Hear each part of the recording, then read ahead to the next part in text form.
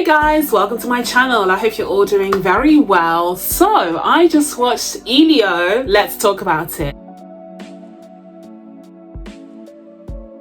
So Elio is Pixar's latest film, and it's centered on the titular character Elio, who is this young 11-year-old boy who has unfortunately faced great tragedy, much like many Disney Pixar characters have. Nothing new here, but poor Elio unfortunately lost his parents, and he has been taken in by his aunt Olga, his tia, and they're off to a rocky start. You have Olga, who is a major in the Air Force. She had plans for herself and her career ambitions. She wants to become an astronaut and wants to enroll in the program, but alas, that's all come to a halt because she now has to take on this extra responsibility of raising her brother's son. And her brother's son Elio is also going through it, of course, because he's lost his parents, who he was really close to and were the only friends that he had in this world. Now, he and his parents had a great passion for space, and Elio even developed a foreign language called Elioese that they used to speak together, and all of that, you know, the bonding, the hobbies that they had and the passions have now gone, leaving Elio really attached to the idea of space and extraterrestrial beings, and actually becoming obsessed with the idea of being abducted by aliens so that he can get off planet Earth, which has ended up being a huge disappointment, which honestly, very real for that. I want the aliens to take me too. I want the aliens to abduct me too, because at this rate, with the planet being on fire, literally, but also metaphorically on fire, please take me. Please take me. But poor Elio just doesn't feel like he has a place on Earth. He doesn't feel like he belongs. He feels so alone and lonely, and that's what motivates him to want to get out. And it turns out his wish is about to be granted, because the Voyager, which was a spacecraft that was sent up into space in the past that had a whole bunch of Earth memorabilia and a message for any aliens that might find it, well, it has been found by something called the Communoverse, which is a community of very powerful and intelligent aliens, and they have sent back their own message to the Space Force Air Base, which Olga works at. And after this message is deciphered, Elio sends a message of his own, which the Communoverse interprets as meaning that he is the leader of Earth. And so they take him, they abduct him, thinking that he can be Earth's ambassador and a potential addition to the Communoverse's team. And it's here when Elio arrives at the Communoverse that he finally feels at home. He looks around in awe and he sees somewhere that honestly feels like it was meant to be his home. He feels like he was meant to be here all along. He's filled with such joy and awe and excitement to be a part of this world, and Earth is just far, far away from his mind at this point.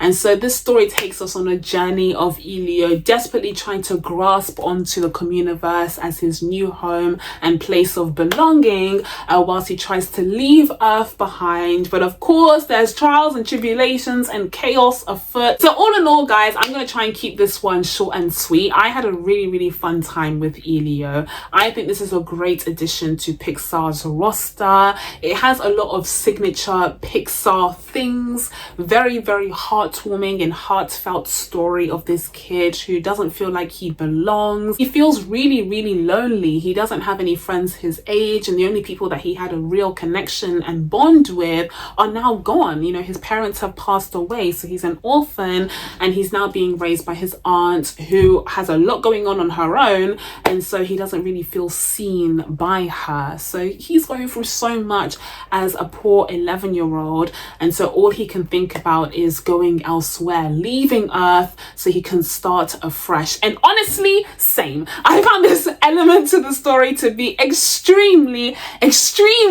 relatable, and I think that's the best part of this story. Really heartfelt, but also really relatable, and it does get quite emotional at times. But something that really makes this story stand out is the fact that it doesn't just focus on Elio, as I think, you know, many kids movies would have back in the day, but now we're in 2025, so we've evolved.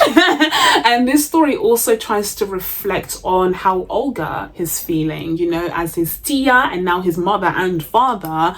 It kind of shows how much pressure she is under. She feels like she's out of her depths. She doesn't really understand her nephew and never planned to take on such a responsibility. But this horrible incident has happened where her brother has passed away, and so has her sister-in-law. And so now she's left as his legal guardian and his only family. And so it's really tragic and shocking for her to experience as well. And the film reflects on this and tries to kind of mirror these characters to show how lonely and alone they're both feeling, show how they both haven't been able to see each other truly, but just taking a moment to understand how the other is feeling can really bring them closer together and make them realize that they have more in common than they actually thought. So in that sense, that's kind of classic Pixar mature levels of thinking. Pixar always brings those kind of layers of intellect into their animated films, which helps the animated films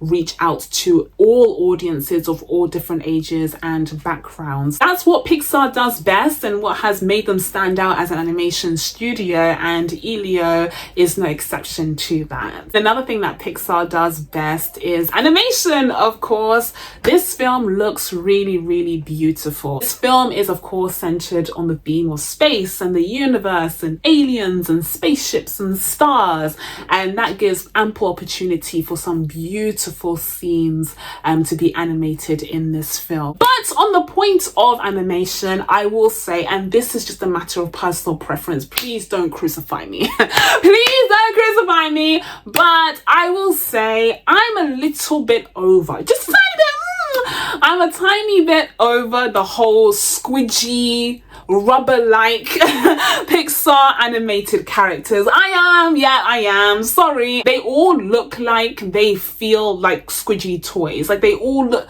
they just look too rubbery, you know what I mean? Like they I know that we went through decades and decades of 2D animation, and now we're in the 3D space, and this is what characters look like now, and this is what the kids enjoy, and I'm not a kid anymore, so I should get over it. I know, okay, I know, I'm just voicing my opinion. Perhaps you agree, perhaps you disagree. Please let me know down in the comments.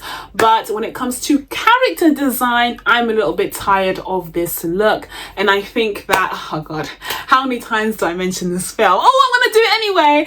I think that projects like the Spider-Verse projects, and also what DreamWorks has been dabbling in with Puss in Boots 2 and The Wild Robot, I think those character designs are far more interesting at this point, and I think Pixar would do well to just kind of try and graduate away from the squishy kind of characters that we've seen a lot of from the 2010s and the early 2020s era. It's time to move on. In terms of the characters, we of course have Elio himself, who's just so sweet and so adorable. I love Elio, and I kept thinking the whole time, I was like, you know who Elio should meet? He should meet Luca. He should meet Luca. I think Elio and Luca's friend, whose name escapes me at the moment, would get along so well. And that's so heartbreaking when you think about it, because it's this idea of Elio being all alone, and in the meantime you have all of these other people, these Pixar characters who live elsewhere on the planet Earth, who could be the best of friends with him if only he knew, if only he was able to meet them. And so the fact that he felt like he had to leave this damn planet altogether just to find someone to connect with, but in the meantime you have Luca who's right there. Again, it speaks to the message of this film and just how lonely Elio felt, but also just how crazy it is in life. You know, you don't know who you can stumble into, but also all the other people that you never meet that you might have gotten along with all along. Oh, that's so sad. And that's kind of echoed as well at the end, where you have that mission. They're trying to get to the spaceship to save Glordon. We'll talk about him in a second. But you have all of this debris, this space debris racing at them with like gravity kind of pulling them down. And so they have to navigate that, and they end up turning to this community of radio operators led by one of the guys in the Air Force. And you have all these people from all around the world. You have someone from Senegal, from Italy, from Germany, everywhere kind of chiming in, doing all of these quick calculations, trying trying to help Elio and Olga navigate the debris. And again, that kind of emphasized this idea that even though Elio didn't have, you know, friends and people to connect with immediately close to him, there were people out there in the world on planet Earth who could have connected with him, who did have something in common with him, and who he could have made a community with. And then you have the supporting characters who I mostly enjoyed as well. Big fan of Olga, and I like the fact that they showed her vulnerable side and the fact that she was really struggling with this development and this huge life change herself. It kind of humanized her and made her a bit more of a well-rounded kind of parental figure, which again, we haven't really seen traditionally in such animated films. So I like this kind of added layer of complexity that they introduced to this relationship. But Olga was great. Zoe Saldana did a good job voicing her. It was originally supposed to be America Ferrera, and she was actually originally supposed to be Elio's mother, but they changed a lot of this film and they redid a bunch of it, and so America had to bow out because of scheduling difficulties. But yeah, ultimately I think the aunt angle does work really well. I think the final version of this story was very solid. And then you have a bunch of characters from the Communoverse. I have no respect for they suck. They absolutely sucked. And that's another thing as well, low-key. The people that Elio wanted to be involved with, like the people that he wanted to call his family and his community, absolutely sucked. They were all cowards. You're telling me that you're the smartest aliens in the world, that you represent your respective planets and even galaxies. You have all of this knowledge. You're able to achieve so much, but all you do is just sit around in this paradise conversing amongst yourselves, sipping these alcoholic beverages that you give to children. Well, they didn't know he was a child. You give to children. That one monster, that purple guy, was definitely an alcoholic. You can't tell me any different. That man had a problem, okay? And so all they were doing is just sipping those drinks, okay, and just chatting amongst themselves. But then when a real problem hit, when they were faced with danger, they all bowed out. They were all cowards and they all wanted to run away to their upteenth planet. Who knows how many times they've had to do this before, because they're all a bunch of cowards. I had no respect for those aliens, and I had no idea why Elio wanted to be a part of their club so desperately. Well, I do understand that, but they absolutely sucked, and his judgment was clearly clouded because of how sad and depressed he was back on Earth. But one alien that had my whole heart was Glordon. I love Glordon. Protect Glordon at all costs. I was a huge fan of Glordon. Yes, I was. And listen, this film does have some emotional moments. You know, when Pixar likes to tug at your heartstrings, they like to play that thing like a harp. So you had several tearjerker moments, and I definitely heard a whole bunch of sniffles in my screening. Okay, the kids were crying. The kids are crying. Pixar was doing emotional damage on those children and their parents, mind you.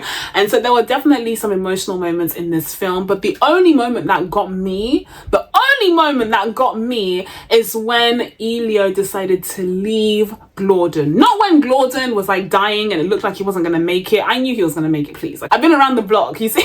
I've been doing this for a while, so unlike the kids who are watching, I knew what was about to happen. But what did make me feel a little bit sniffly was when Elio left. Like, that was really sad, because his friendship with Glordon was just so lovely and it was just so organic, like the way that they just kind of connected together.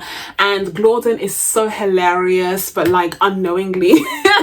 Like when he says, I've never been a bargaining chip before, I've been a disappointment, I've been an annoyance, but never a bargaining chip. Like, oh my goodness, Glordon, could I love you anymore? No. Love me some Glordon, that adorable little creature that kind of looks like a zoomed in version of the parasites that live on your face. And I swear I've said this recently before as well about another animated film. So this is a favorite character design going on in the animated space, which I don't appreciate. But yeah, that's what he looks like. He looks like one of those microscopic slugs that live on our skin, okay? Which is very unpleasant, but somehow they managed to make it kind of adorable, so it works. And then finally, you have Glordon's father, who is this colonizing commander. And he is yet another one of those villain but not a villain type characters that we've seen a lot of in recent years in animated and really children's films in general. We've lost the plot when it comes to villains, and villains are no longer a thing really, with a few exceptions.